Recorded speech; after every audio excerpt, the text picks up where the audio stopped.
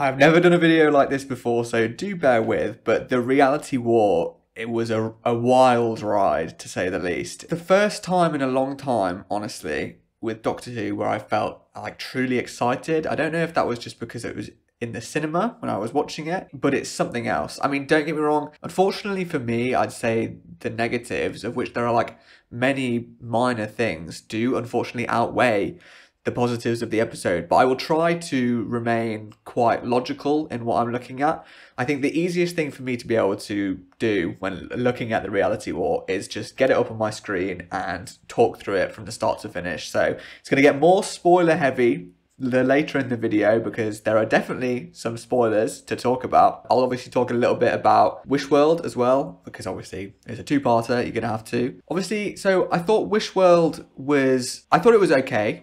A really interesting premise, of course. It didn't blow me away. It was clearly just setting up, which is a lot of first episodes do. I don't know if the reality war really lent into that very much. I'd say the reality war definitely wasted the potential that Wishworld kind of led it up to, but it succeeded in other areas. But the Wishworld story, unfortunately, concluded about halfway through the episode. This episode was like, what, 68 minutes, I think it was? 66 it says on iPlayer. So a lot of minutes long, and I think about halfway through, the Wishworld story was finished. About half an hour, which is insane. So obviously it starts following on from Wishworld. Doctor's falling off the from the balcony, down the balcony, shouting that Poppy's real, which Poppy technically wasn't real. I mean, there's a whole thing obviously saying that like a child Time Lord is a big deal. The Rani doesn't even care. And then it ends up not being really a thing anyway. I am a bit still confused about Poppy. Poppy is probably the most confusing part for me. I'm not 100% figured out what's happened, but I'll definitely give my theories, I suppose, in this video. But Anita showing up was phenomenal. I think Joy to the World was not really my cup of tea, but Anita was the best part of it. Everything to do with Anita was amazing. I love Anita so much. She is so amazing. I wish she was an actual companion. She's everyone. She's an everyone friend. Everyone can get along with Anita, and she is nice to everyone. It's amazing to see Anita show up here. I mean, it doesn't really make sense how she just showed up this time. I mean, how many times has Wishworld gone on for Anita to show up this time? I don't know, unless she's only just found the Doctor at this specific point. But Anita showing up was amazing. And the idea that Wishworld kind of keeps going around was interesting. It helps kind of put characters into places that they need to be. So that was all good. Every single scene that Anita had was amazing. I was as Anita would come on and I would smile. And he had a nice couple clips in here of classic Doctor Who and some her realizing that the Doctor was in love with Rogue or whatever, and so that was good. Speaking of Rogue, the scene where he shows up in Wishworld, I could have probably done. And not to be rude to the VFX team. There's some phenomenal VFX, and I'll definitely get onto that later. A lot of this episode disappointed me in terms of Belinda. If you've seen my last video, I've been really disappointed with how they've characterized Belinda. Not really her character in the way that she acts or anything like that, but after episode 3, they just sidetracked her completely. She barely played a role. In this episode, they put Belinda in a box and let everyone else do stuff. They put Belinda in a box. It made no sense. They've made Belinda just a mum trying to get back to her kid, which is a nice kind of full circle story, but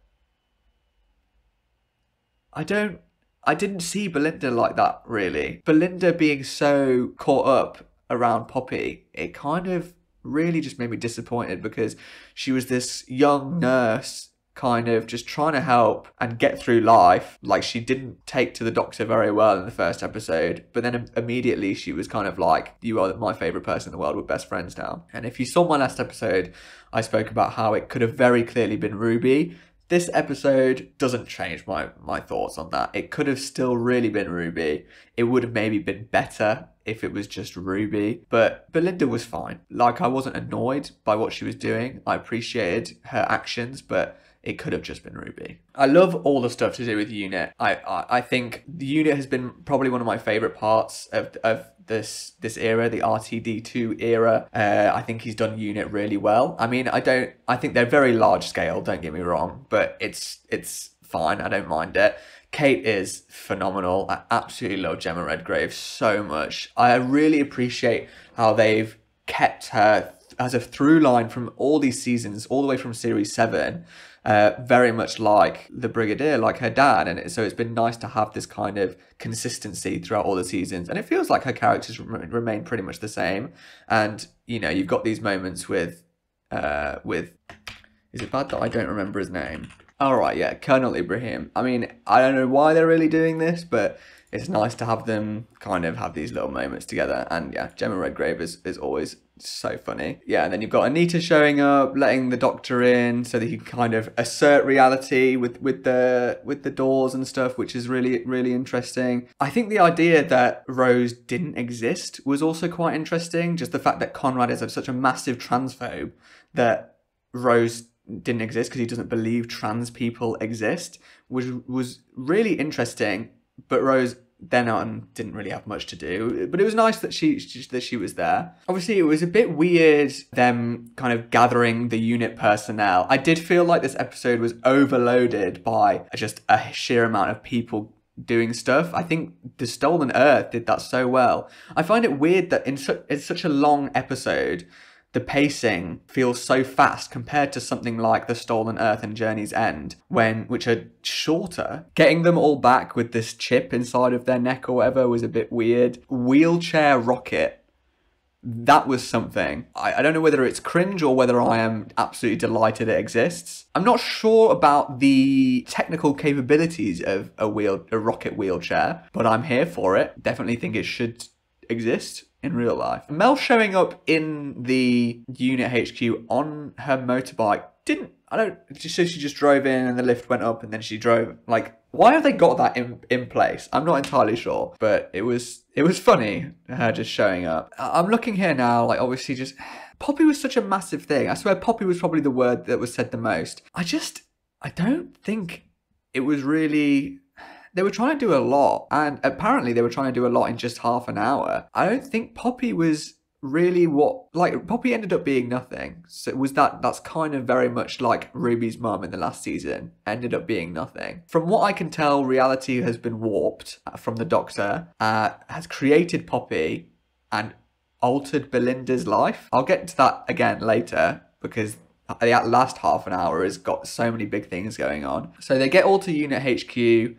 Then Rani just shows up, has the very classic kind of just explanation of what's going on and could just stop them. Probably she had the capabilities to stop Unit just there. And obviously she doesn't because that would not create compelling storytelling. But you have a moment with Mel and the moments between Mel and the Rani, which was nice. I mean, Bonnie Langford seemed quite theatrical, but it was nice. It was a good little back and forth between them. I'm 50-50 on Anita Dobson because I would have really, really liked Anita Dobson's character, like Anita Dobson to actually be the Rani, you know. But to be fair, Archie Punjabi is phenomenal as well. I think there is not a single line that she doesn't perform with like full, just sinister attitude. Like, I think she is phenomenal. I would have liked to see. It's funny the moments between her and Mrs. Flood or whatever, with Mrs. Flood kind of showing up to do all this, like, oh, I did this or whatever, and then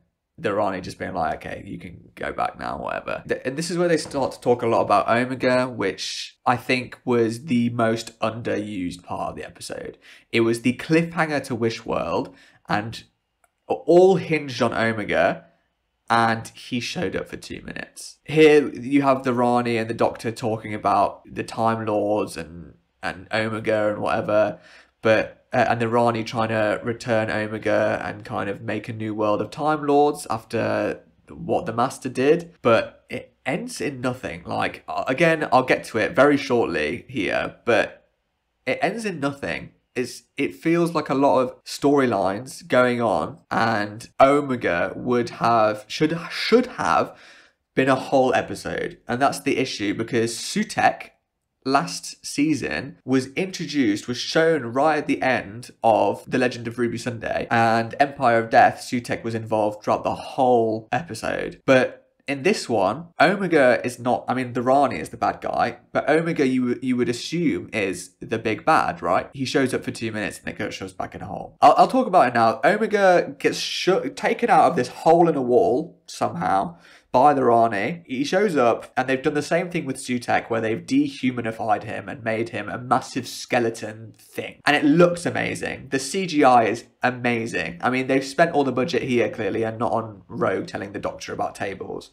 But it's so good here. And I was like, wow, I am very impressed with what they've done. Even the unit tower shooting lasers out of everywhere was really like, okay, this is like solid CG. The bone monster things that I can't remember what they're called, the bone beasts, they look really good. All the fights between the unit tower and the bone beasts and Omega showing up were really good CG. But clearly they didn't have enough money for Omega for very long, because he just disappeared. The Doctor conveniently walked into his Vindicator, which has the power of 1,000,000,000 billion supernovas, conveniently, and just shoots Omega back into his hole. If you think back to like the 3 Doctors, Omega was like a tyrannical hero. There was so much kind of politics going on with Omega and the Time Lords, and it would have been really interesting to kind of go over that again. In fact, when the Rani was like, do you not want to see Omega again? And he was like, yes, I actually do. That was really interesting. Like, I wanted to see more of Ncuti Gatwa being a Time Lord and not a human, like the Rani suggests. Like, become a Time Lord. Be interested in seeing Omega. Obviously, get appalled because Omega's turned into whatever the fuck. But be this Time Lord, be this alien, because it's very interesting seeing the Doctor become an alien, like he did kind of in the Interstellar Song Contest. But then it turns to nothing. That's the problem. So another thing that happens here is the Doctor and Raleigh talk about how the Time Lords are now infertile. I was a bit confused if they were saying the Time Lords have always been infertile, but I think they're saying because of what the Master did on Gallifrey with the Cyber Masters and the genetic bomb and stuff that was in that episode, that the Time Lords that are now left infertile, which is interesting to think about. I don't know if it's really necessary for that to have happened, but it was quite interesting. I just was a bit confused as to whether they were saying that they've always been. And this whole idea of the Doctor having this daughter and no mention of Susan being like teased in the Interstellar Song Contest. Even in Wish World, she showed up very, very briefly, and then no mention of her, nothing of Susan. Like, this would have been the perfect time to at least talk about Susan. You did it last year with Susan Triad, who was also really interesting to watch in this episode. You did that last year with Susan Triad. You're like, oh, it could be my granddaughter Susan. And then when you actually talk about daughters and Time Lords having children, you don't mention your grandchild. Doesn't really make much sense. A lot of things are clearly not making sense in this episode. So the Doctor obviously gets everyone to do their things, gets Rose and Ruby and Belinda. They all have their plans. Belinda then gets shoved into a box, which was honestly the funniest thing to me. Because after making my video, I was like, surely they'll do something with Belinda. No, she gets shoved in a box. And how can the Doctor just be like, okay, Susan, make this box. It's gonna save everyone. Like, it's gonna keep everyone, not everyone, but like, it's gonna keep whatever's inside of it safe outside of reality warping. Like, how is it that easy with the Doctor's blueprints to make a box that can withstand something like that? And he's not even the one building it. It's all from Earth materials. Well, what unit is obviously scavenged as well, but it's very convenient. A lot of the stuff is convenient. And this is another thing, like, I just feel like RTD2 is kind of a far cry from Series 1 to 4. Series 1 to 4 was my childhood, and it's not just nostalgia, because,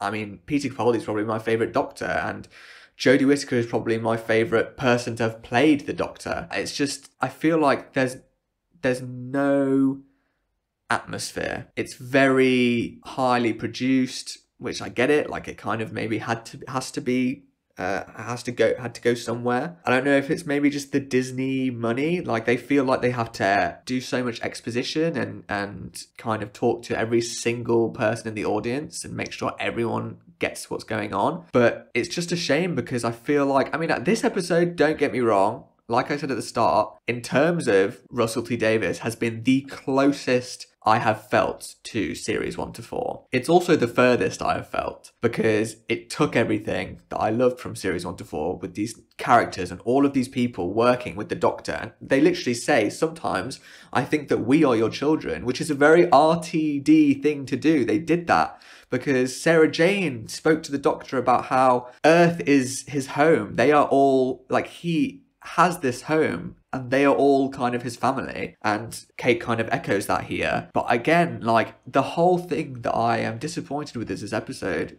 is that it leads to nothing. Like, nothing matters. So Belinda gets in the box with Poppy. Somehow I forgot her name for a second. The Indigo device, from what I remember, it's from Journey's End and Stolen Earth, right? The Indigo Project, or is it called something else? I can't exactly remember. Project Indigo, yeah, was the device, the teleporter that Martha used to get to Germany, into that unit based to blow up the Earth. So that was interesting to kind of call that back. Very convenient again, but you know, fine. The Doctor, like, calling the Rani's little fly motorbike thing. I absolutely love that thing. I want one. It looked really goofy the first time I watched Wish World, but it looks so fun. I think it's so funny, and I really, really like it. And the Doctor kind of just getting on it and zooming around looks really cool. Yeah, so the Doctor gets in. They have the whole kind of, do you want to see Omega? And he's like, yeah, honestly, like, let's have a look. They open the tomb of Omega, and at the same time, Ruby has gone to Conrad.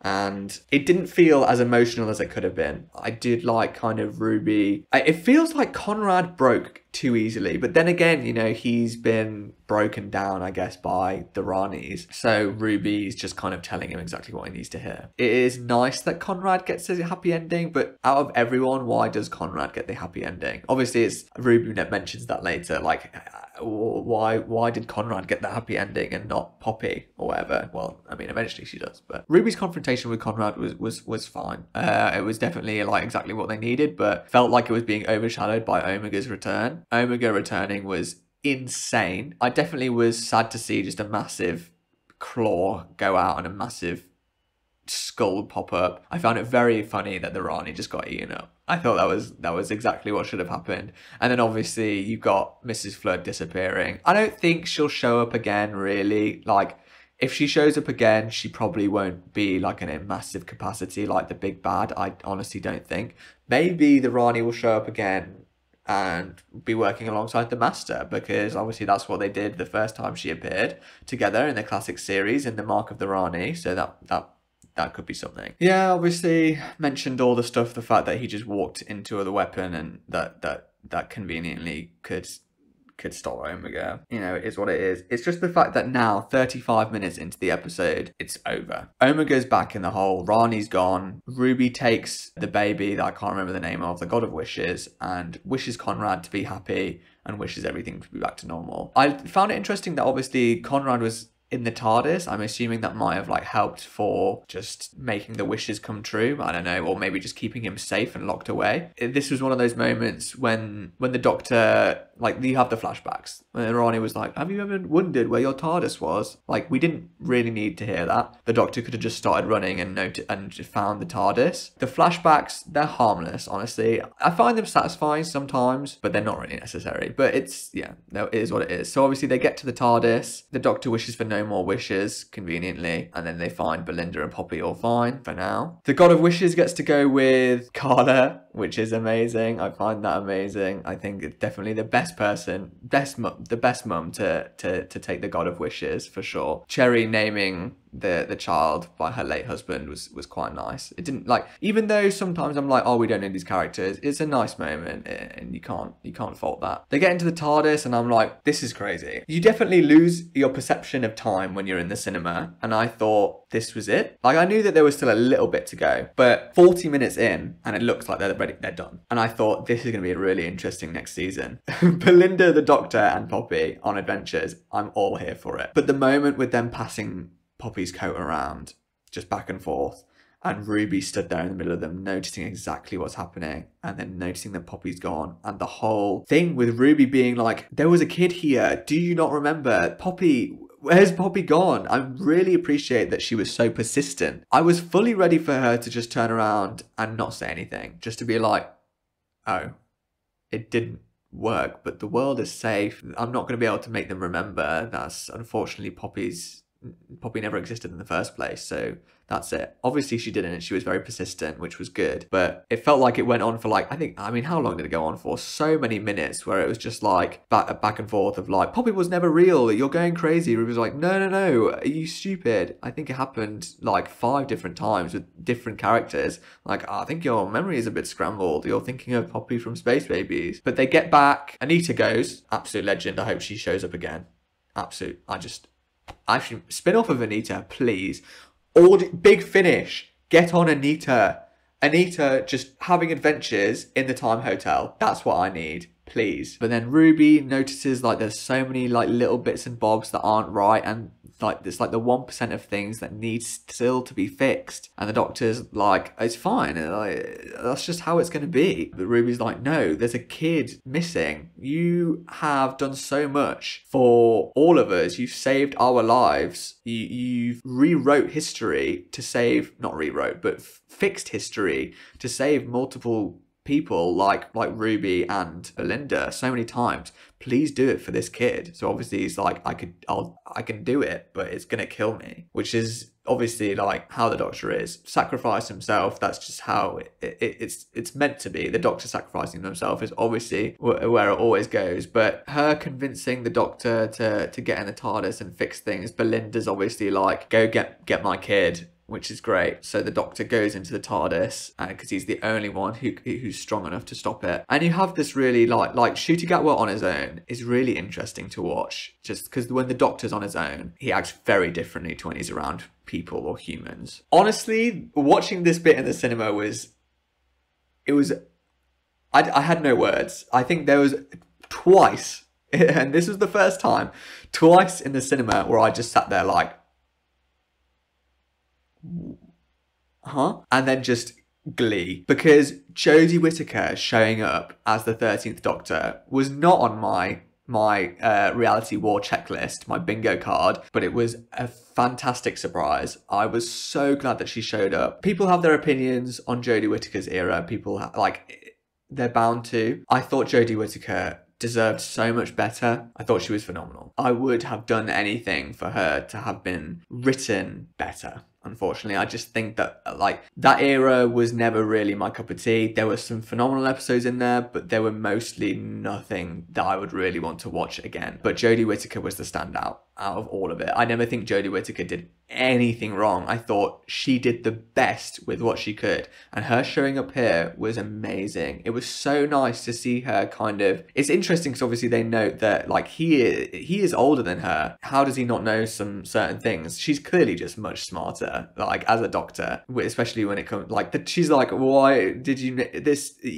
feel like you had to make this TARDIS so big when it literally prides itself on its like infiniteness? Because a lot of people were like saying that the 13th Doctor's TARDIS was so small, and I liked it. The vibes were there. It was a really cool vibe, TARDIS. I really liked it. It was different as well. Like, I've not even really been a massive fan of this TARDIS, especially when it's just white. So hopefully we'll get something a bit more kind of vibey with the next Doctor.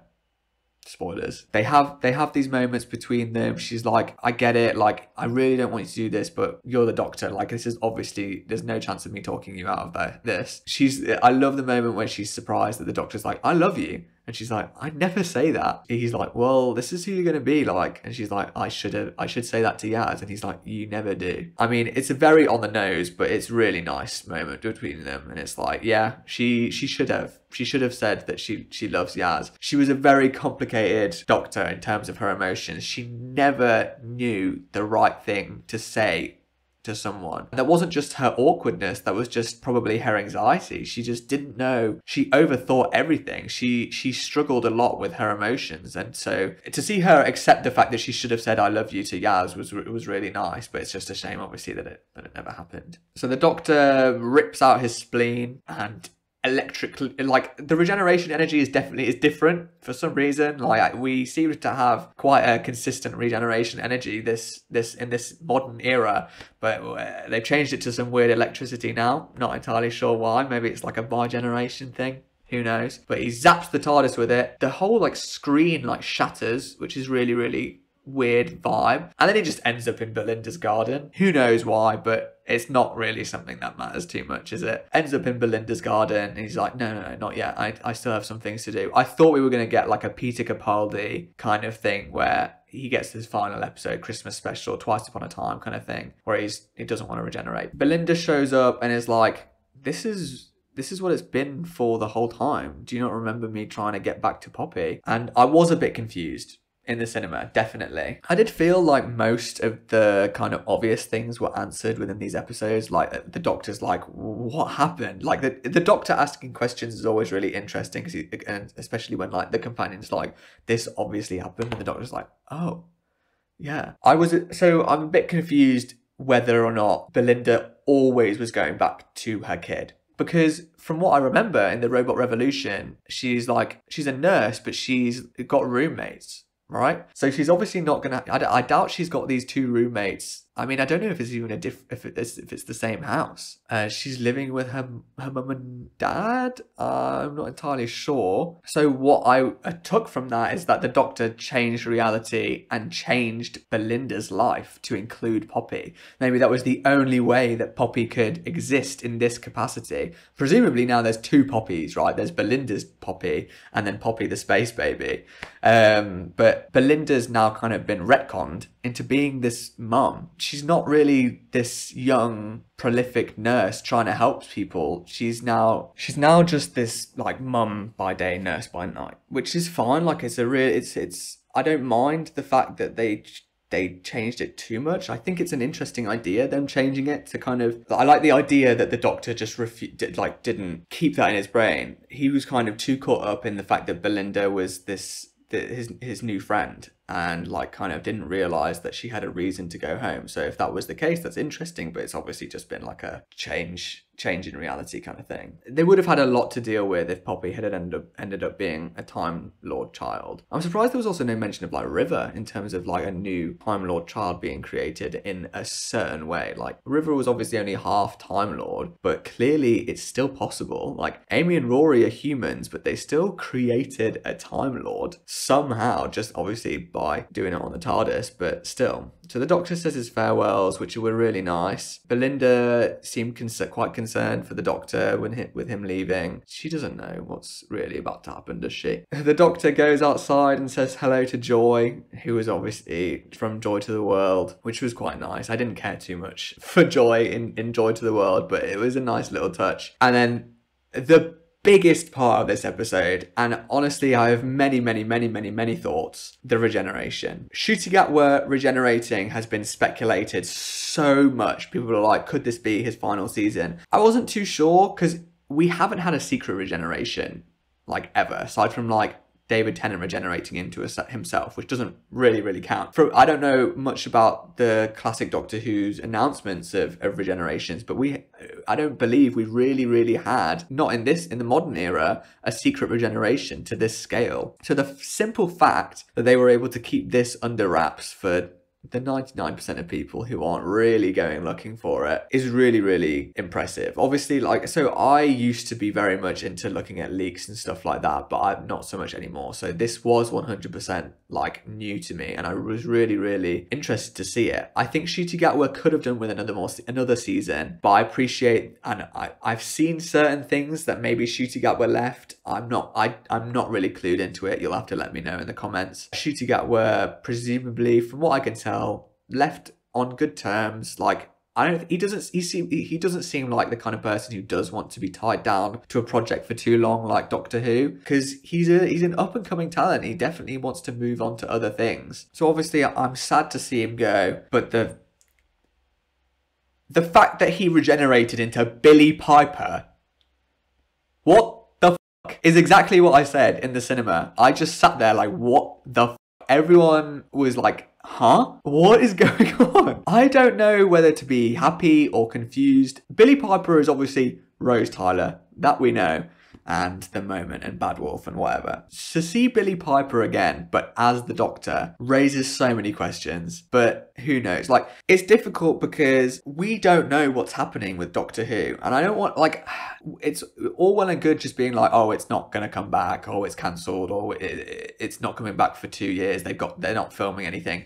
If they can keep something like Jodie Whittaker and Omega and The Rani and Billy Piper a secret, they can keep filming a Christmas special a secret, probably. I mean, don't get me wrong, like, it's very easy to know kind of when certain things are being filmed, but yeah, okay. Maybe we won't have a Christmas special this year. Maybe the next season will be autumn next year. Maybe it'll be in 2 years. But there's clearly plans, right? You can't just have the Doctor regenerate into Billy Piper and not have an idea of where it's going to go. They didn't end the classic series with Sylvester McCoy regenerating into Paul McGann. They ended it with him walking away to leave it open. Like, walking away with Ace being like, somewhere the tea's getting cold. Let's kind of just vibe. Stuff will happen, you know, things will happen, books will happen, comics will happen, audios will happen, and it gets picked up eventually anyway. But you don't, especially in modern eras, like with modern TV, you don't do something like this without having a plan. As we know, Russell T Davies has said, even if Doctor Who doesn't continue in this form, it will be picked up and the story will continue. It is impossible for it not to. Unfortunately for a lot of people who want it to be dead and buried, for some reason, they just don't want there to be more. I don't know why you don't want there just to be more. What's wrong with having more Doctor Who? If you don't like it, don't watch it. But Billy Piper showing up was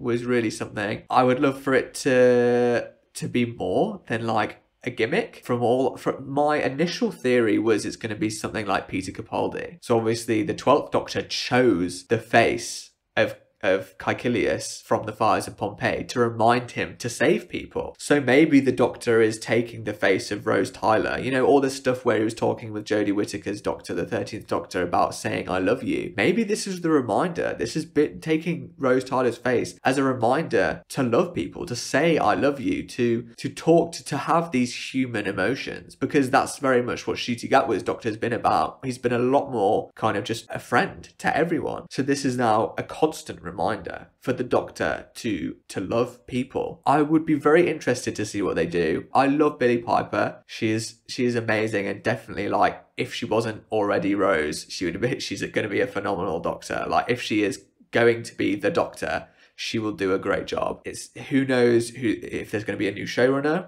and a new composer, because from what I know, that they're like Murray Gold and Russell T Davies are leaving with Ncuti Gatwa. That's from, like, I believe so, don't quote me on that. Off topic, but Murray Gold's music in these past couple seasons, the original stuff's been great, but I think he has kind of just lent on the old stuff loads. He's been reusing scores and songs from key moments in Doctor Who history, like we wouldn't notice. Like, why would you use like the Master's theme or like This Is Gallifrey in moments that have got nothing to do with that? But either way, I'm assuming that the two possibilities are that the BBC have already lined up a new showrunner and they've got a plan. It might not be soon, it might be later, but that's already in the works. Or they've kind of done this and they know that they haven't really got anything to plan with this. They might not have a plan, but they know it's going to come back, like sooner rather than later, probably. I don't think there'll be another 16-year gap of Doctor Who. It's just not likely these days. So even if there is a break, the BBC will have a plan. Who knows if Disney will be involved? We don't know. That's the thing. Like, I think people think that they know what's going to happen, and then stuff like this happens. You can't predict what's going to happen unless you are literally working on the show. Take Billy Piper as the Doctor as a grain of salt. Obviously, they didn't even put like the Doctor will return. Oh, they didn't even put introducing Billy Piper as the Doctor. They just put introducing Billy Piper. So who knows what that means? And just her smile saying, oh, hello to the camera. Her smile is contagious. And yeah, I'm excited. As much as I've said a lot of negative things, I said at the start, like, I think that there is a lot of, like, mostly minor negative things about this episode that do unfortunately weigh out the positive stuff. I did still enjoy this episode. I felt very at home with this episode. The action was really, really interesting. The characters were amazing. I think the only character that was probably underused was probably Belinda, which is one of my main issues, was Belinda throughout this whole season. I think we just need to be positive. Like, I have yet to see any opinions on what's going on. I have not looked at Reddit, Twitter, anything, Instagram, nothing. I haven't looked at anything. So I have no idea what people are thinking. I have not been influenced by anyone's opinions yet. So I will be really interested to see what you guys think in the comments. Please do let me know. I want to hear theories. I want to hear thoughts on the last 2 episodes as the season of a whole.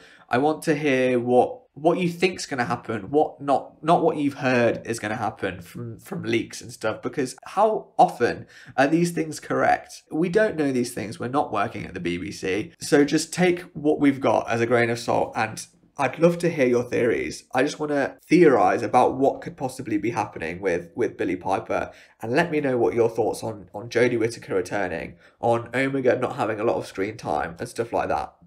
I want to hear about that. I am kind of middle of the road still. I was hoping after this video I would have figured my thoughts out. I think I am happy with what they've done mostly. I just think that the choices they've made should have been fleshed out more. So yeah, not yet really sure how I'm feeling. I think I'll only really know once we know what's happening with Doctor Who, I suppose. But thank you very much for watching. Been an interesting one. I never do videos like these, and I'm hoping to maybe do more videos like these. But just let me know your thoughts in the comments. I'll try and respond to a lot of them just because it's so interesting. I'm just rambling at this point, but I look forward to seeing what everyone has to say. Be nice to each other. Let's take this as a kind of new opening to Doctor Who. There's so many things that could happen. I really just want a new era of Doctor Who of positivity. As much as I have expressed my opinions in this episode, which are mostly negative, I'm optimistic. I still love Doctor Who, and I still really like these new creative random stuff that's going on. Even if I don't agree with Bi-Generation, it's a new thing that's happening, and I love these new things. I don't want to be kept in the old ways. I don't like, new things are always invited. That's what Doctor Who is about. Doctor Who is about change. I mean, obviously, Billie Piper showing up might not be a lot of change, but it's not so much that